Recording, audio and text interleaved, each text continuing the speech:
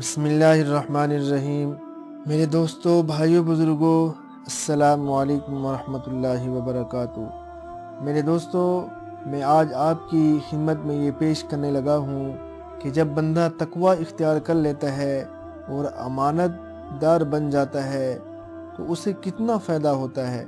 इस पर मैं आपको एक वाक़या सुनाता हूँ।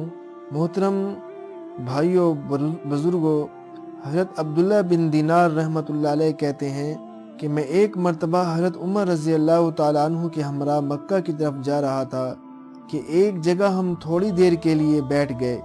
इतने में एक चरवाहा उधर से बकरियां लेकर गुजरा।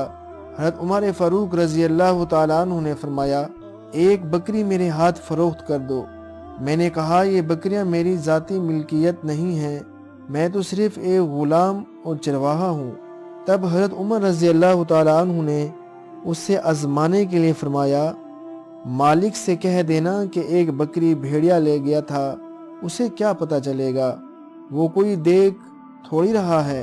चरवाहे ने कहा, बेशक वो ना तो जान सकेगा और ना ही देख रहा है, क्या अल्लाह रब्बुल इज़्ज़त भी नहीं देख रहा।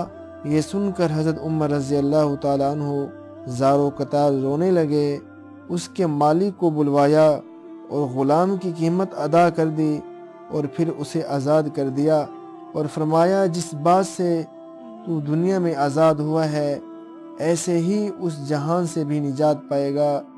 और फिर भेड़ों का गला मालिक से ख़रीद कर उस आज़ाद ग़ुलाम को हदिया कर दिया।